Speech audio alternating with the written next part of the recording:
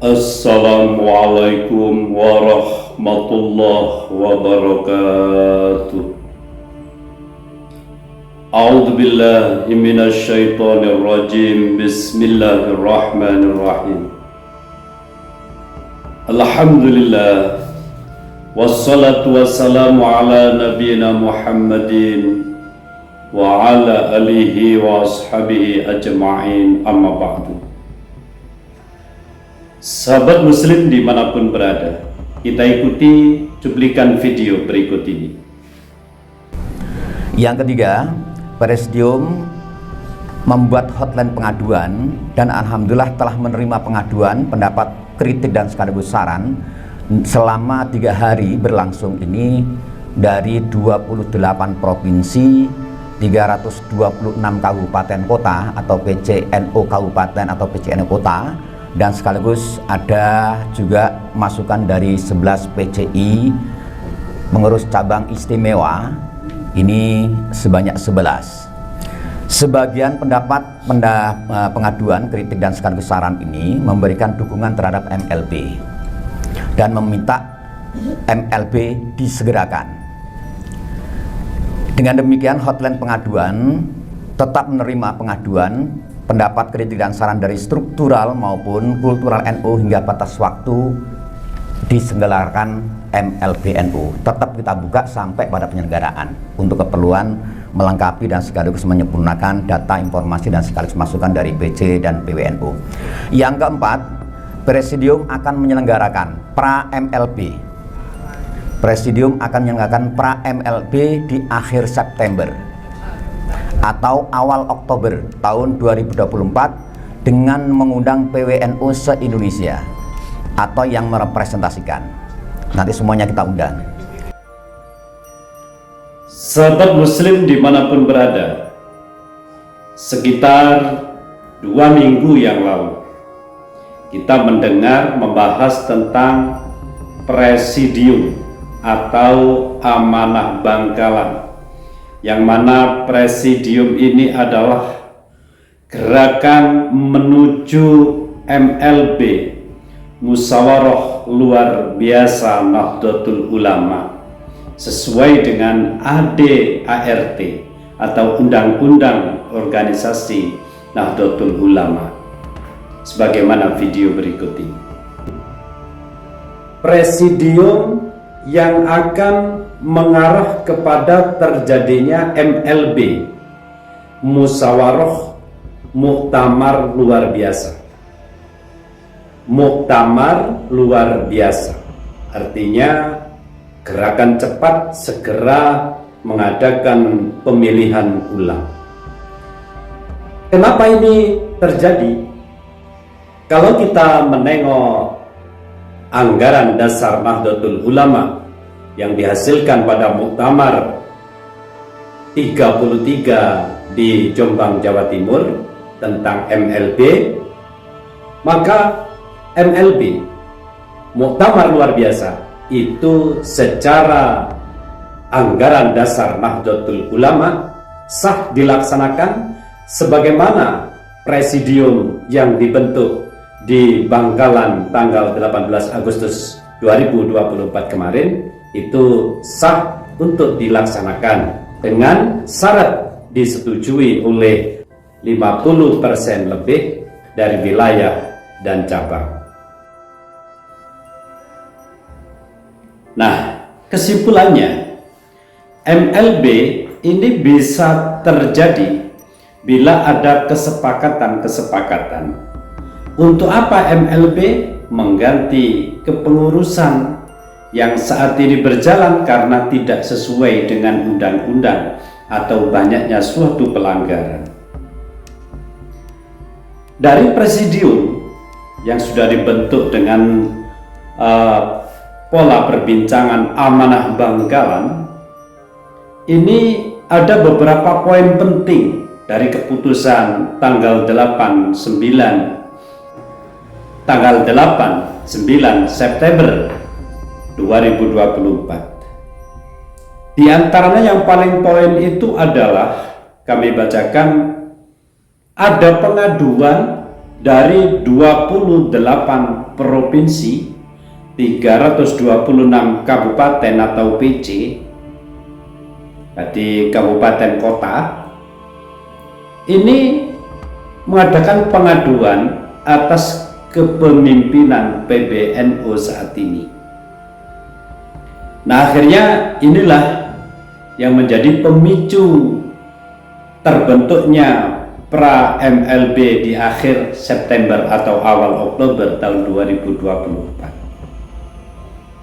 Yang intinya pergerakan presidium menuju MLB, musyawarah luar biasa, atau pergantian pengurus baru sebelum masa waktunya ini sepertinya akan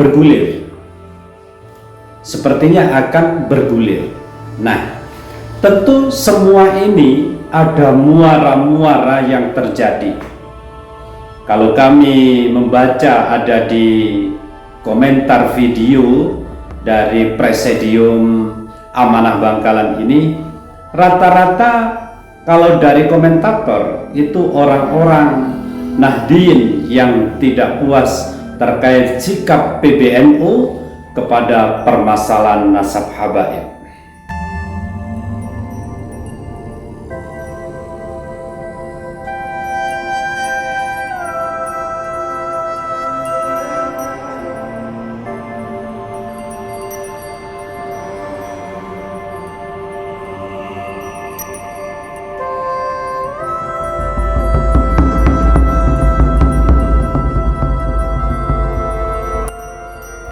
Di sikap PBNU di dalam menanggapi masalah nasab habaib ini membuat kecewa para komentator ya, komentator dulu yang dibahas ini. Kalau masalah dari pengurus wilayah, pengurus cabang, kabupaten atau kota, itu kami tidak paham karena kami ada di ranting hanya mengikuti perkembangan saja.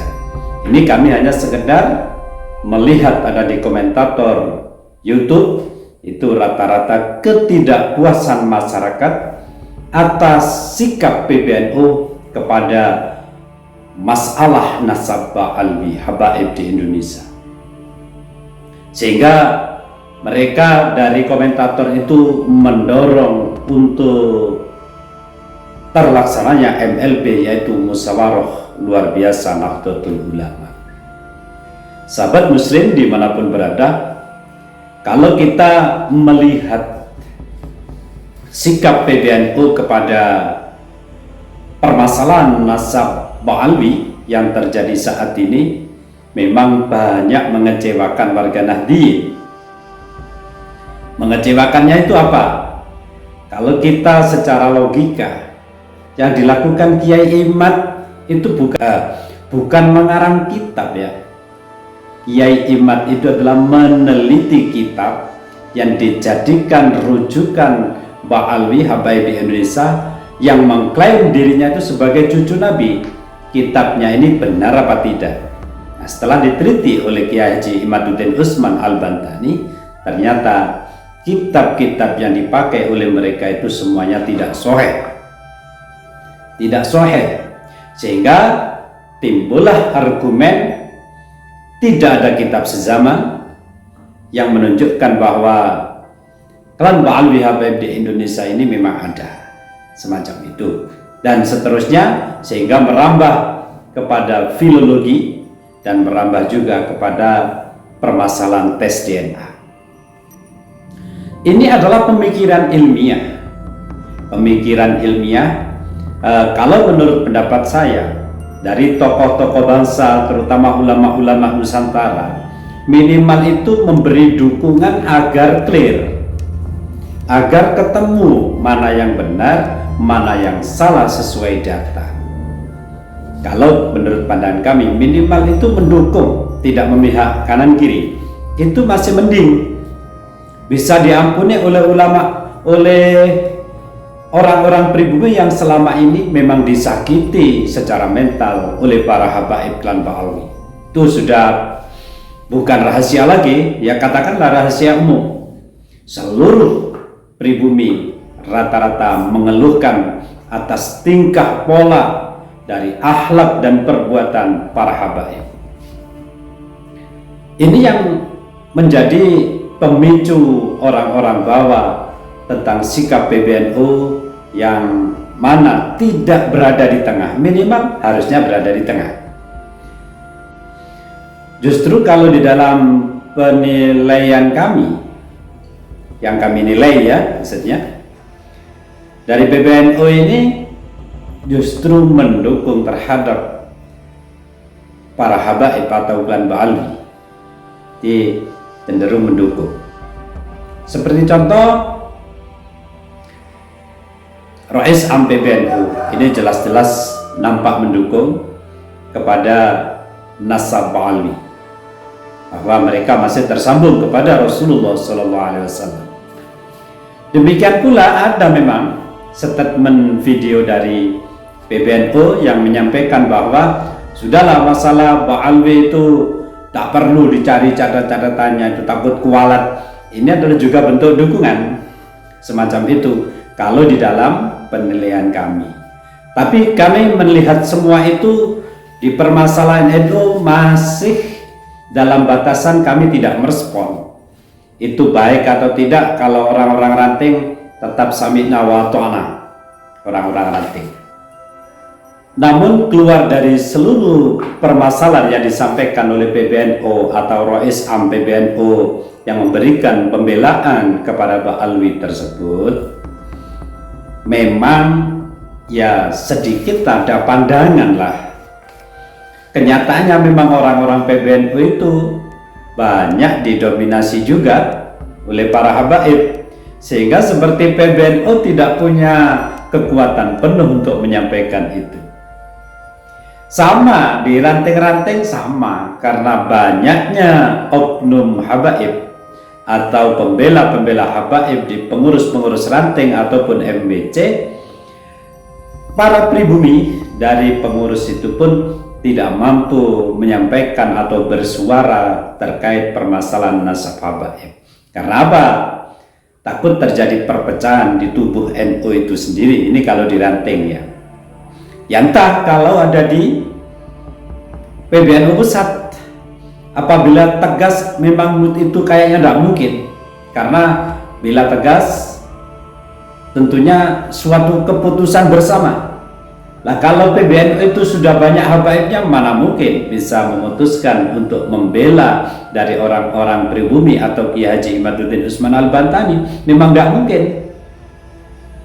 Seandainya umpama Kiai Haji Yahya Stakuf tegas membela Kiai Haji Imaduddin Usman Al-Bantani karena secara ilmiah ini adalah logika masuk akal, tentu akan dipotong dan diganjal, di-stop, dihalangi oleh kelompok-kelompok habaib yang berada di PBNU.